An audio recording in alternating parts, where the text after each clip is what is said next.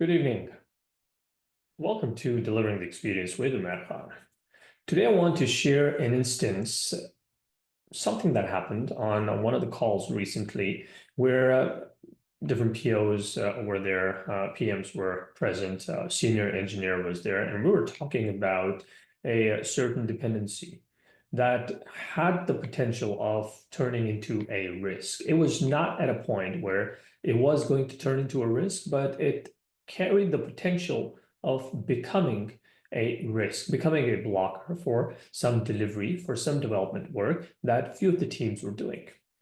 And when the conversation started to steer towards, okay, what is the dependency? What is at stake? What is the timeline we're looking at? Do we know? Have we identified the point of contact for this dependency? And when the answers to these questions were not really clear or specific,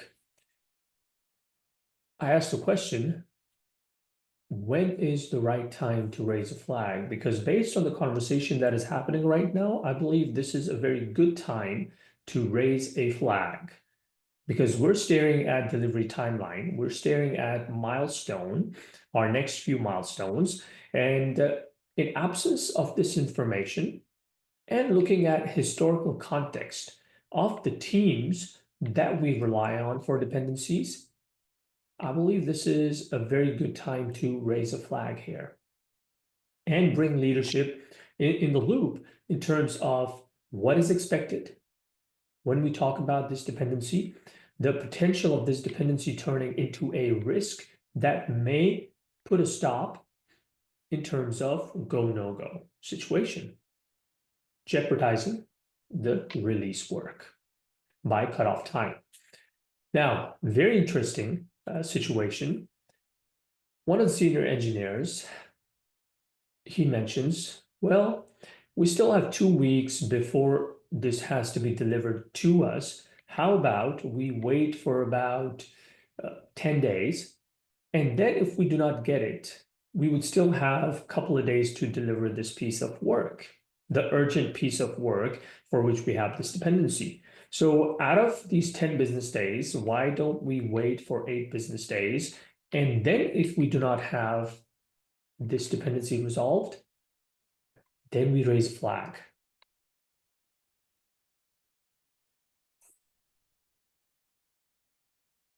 And to my surprise, no one objected. Now, there can be a few different reasons to this. Biggest reason can be that dev team members, feature leads, people who have not been in the organization for as long as that senior engineer, or some folks from the management who did not object to that, did not have that tenure, did not have that seniority. Maybe they were contractors, maybe they were not full-time employees, or maybe they were not part of the organizational culture the way the senior engineer was. So it could be fear that was driving the silence of most of the dev team members. Now, another reason could be, which is a very big reason, is the C word, the culture word, the culture of an organization, where culture of raising flags, culture of initiating urgent communication, culture of being proactive in terms of communication and resolution of dependencies or risk mitigation is not encouraged. So when I repeated the question, okay, is it not the right time to raise a flag here? Because of the situation we find ourselves in, this gentleman said, Umer, I think you are being, what was the word he used? Yes, Umer, I think you don't need to be raising this urgency this early in the process. We still have about 2 weeks. And if we cannot get this information or this work in about 8 days' time, we can raise that urgency 2 days prior to our delivery time. So going back to culture, this is coming from an individual who has spent a lot of time in the organization. The individual is aware of the organizational culture. The individual is aware of the leadership mechanics. The individual is aware of expectations of management and what is expected from the dev team members, the knowledge workers per se. So anyone trying to stir the pot is going to be discouraged. Now, my recommendation, if you happen to be an individual who has joined an organization, whether it be from product side, from Agile delivery side, from technical perspective, if there is a process that has helped you in the past in terms of raising flags, in terms of dependency framework, dependency management framework, you want to follow that process. The organization's culture might say you want to wait. But if based on your experience, based on your exposure, based on your understanding of the teams that you're working with, looking at the empirical evidence, the qualitative evidence, plus the quantitative evidence that you are looking at, you want to make that decision, whether or not I need to raise a flag here. And if you believe, just like they say in the movies, beyond a reasonable doubt, based on the data, based on the qualitative information you have, that yes, it is time to raise that flag, you raise that flag. And the flag needs to be raised in a documented manner, whether it is formalizing it through an email, whether it is documenting it on SharePoint, Confluence, whatever repositories you have, and then also tagging the stakeholders, everyone who is going to be impacted because of that delay.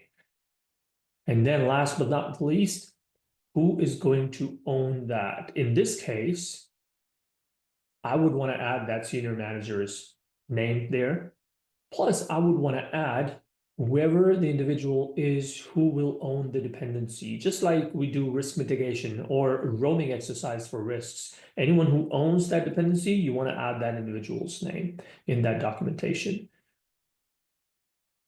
Something I'm going to share from my experiences, you want to keep it very factual.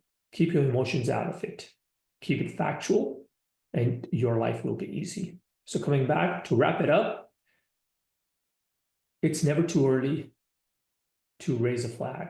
If you believe, based on the data set that you have, based on the qualitative information you have, that there is going to be a problem in terms of delivery, in terms of timeline, in terms of milestones, then you want to raise a flag, fact-based flag.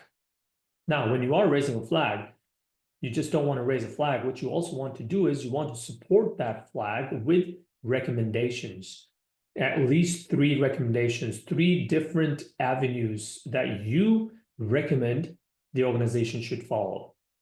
So you're not just being the person who is identifying a problem, you are also trying to be the person who is coming with certain set of recommendations. So if this is a situation that you can relate to, I definitely want to hear from you. What have your experiences been in certain situations?